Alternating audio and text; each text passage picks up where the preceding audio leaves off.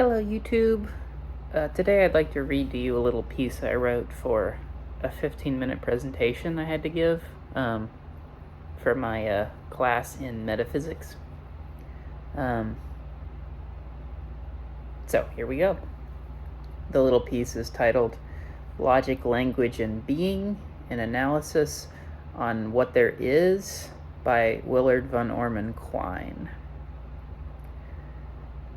Willard von Orman Quine was a 20th century philosopher and logician. Perhaps his most famous contribution is his rejection of the analytic-synthetic split, i.e. the idea that the truth of a statement comes either from the definition of the terms or the way the world is, e.g. all bachelors are unmarried versus some bachelors are sad. Quine was a major critic of the philosophy known as logical positivism. Quine, however, was influenced by logical positivism since he studied under Rudolf Carnap. Logical positivism is the philosophy that arose in the 1920s in Vienna, Austria, and its adherents regarded scientific knowledge as the only kind of knowledge possible. As such, adherents held that the metaphysical questions that philosophers had pondered for thousands of years and the subsequent metaphysical systems they created to answer such questions were meaningless. That's hard to say. Logical positivists were committed to the analytic-synthetic split and did not accept anything as knowledge that if it didn't fit either category. So if all this is the case, then philosophy as a discipline becomes a critique of language. Like the logical positivists, Quine was deeply concerned with the analysis and critique of language, and this comes through in his essay, On What There Is. He sees philosophers being misled by natural language, what you and I speak on a daily basis. Examine the sentence, Pegasus doesn't exist. We can rephrase the sentence as Pegasus is not. However, Pegasus is not is a strange sentence. The structure of that sentence is roughly, there is something that is not, or there is a thing that is not a thing. Now we have a contradiction on our hands. How can we refer to something if it is not a thing? Pegasus, then, if we wish to not contradict ourselves, must exist. This problem, which we might phrase as the being of non-being, goes all the way back to Plato, which is why Quine nicknames the problem Plato's beard and accuses it of dulling the edge of Occam's razor.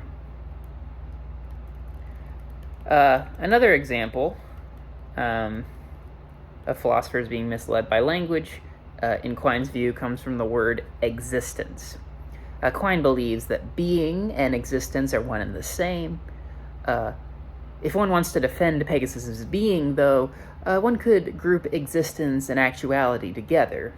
Or to put it another way, one could see existence and being as different. Existence is one thing, and subsistence is another. That's a quote. Both Pegasus and Barack Obama are, in some sense, i.e. both of them have this property of being, but only one entity, Barack Obama, is actualized into existence. Pegasus is one among many unactualized entities. Quine challenges the existence-actuality coupling by suggesting that if there are possible entities as well as actual entities, there is no way of making definitive claims about the possible entities. Could there even be impossible entities as well? Say, the round square cupola on Berkeley College. Cupola? I'm not sure how to pronounce that word. Quine's opponent in this argument would be hard-pressed to accept there are impossible entities, and so would most likely declare the phrase, the round square cupola of Berkeley College, as a meaningless string of words. Quine is committed, however, to the truth of the statement Pegasus is not. In this sense, he is declaring the meaningfulness of contradictions. He sees the round square cupola of Berkeley College, Berkeley, sorry. He sees the round square cupola of Berkeley College. Language is hard. He sees that phrase, though, as meaningful as well. To demonstrate this, he uses the simplified terms of an artificial language, i.e. first-order logic, in this case, to get at the truth value of most claims. He appeals to the British mathematician and philosopher Bertrand Russell's theory of singular descriptions.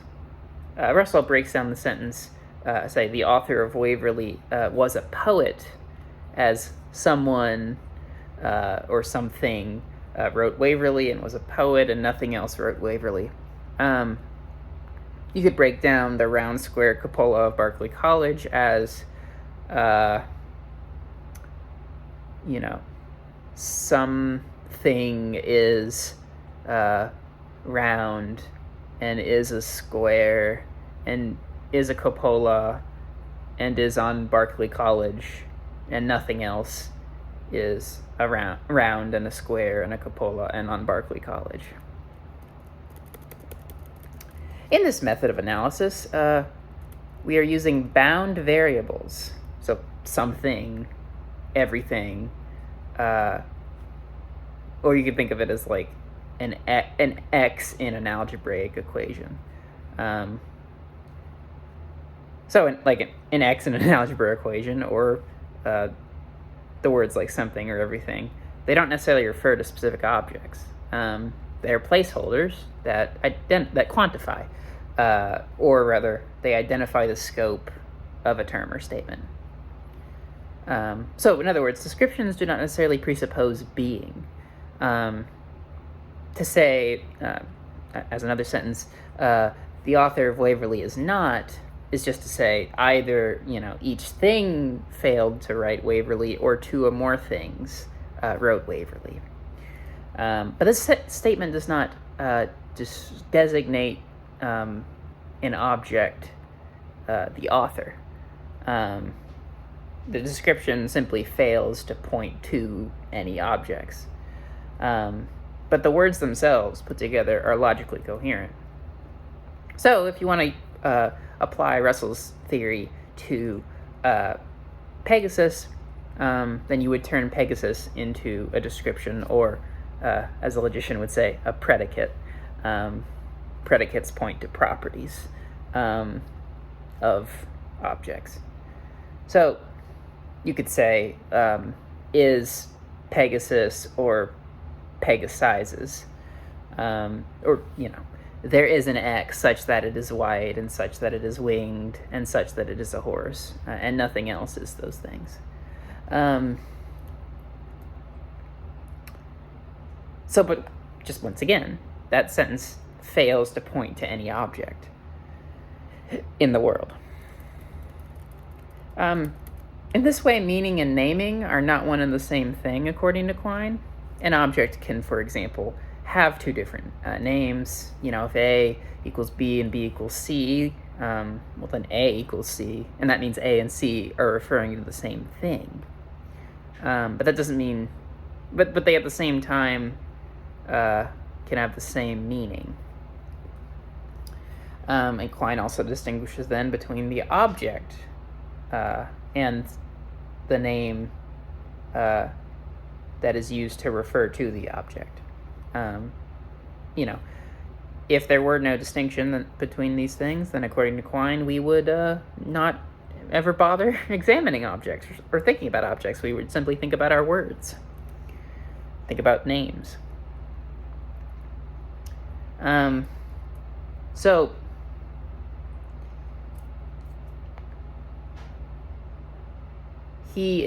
Quine in this essay is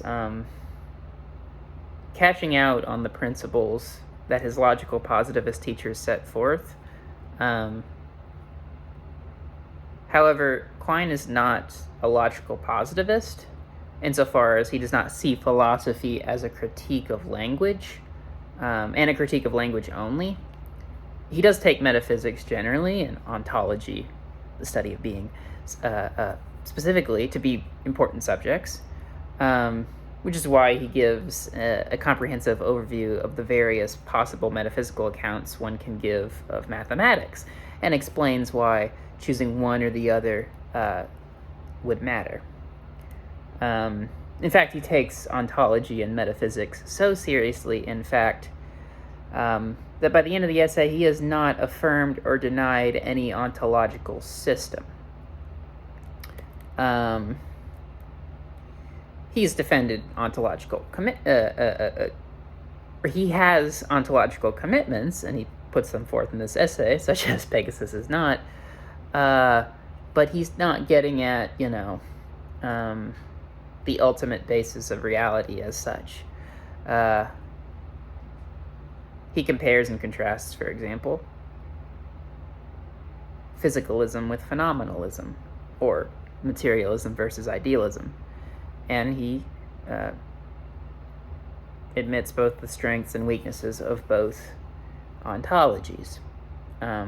He also points out the incompleteness of our ontologies, such as Heisenberg's indeterminacy principle in physics and Gödel's incompleteness theorem in mathematics. So, he says in the second to last paragraph, in early pages, I undertook to show that some common arguments in favor of certain ontologies are fallacious. Furthermore, I advanced the explicit standard whereby to decide what the ontological commitments of a theory are.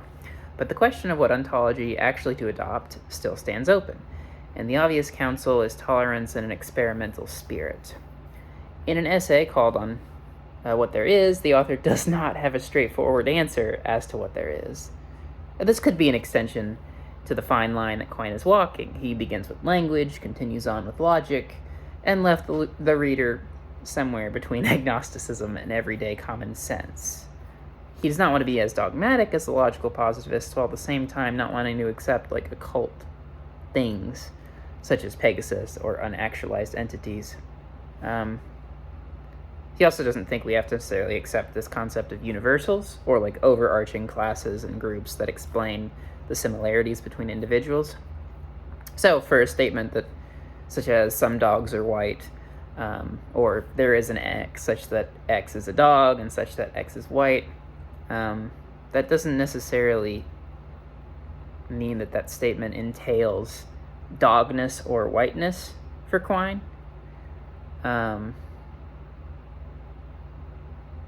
So, just to add to that. So in Quine's position, he's not unlike Immanuel Kant trying to save metaphysics from Hume.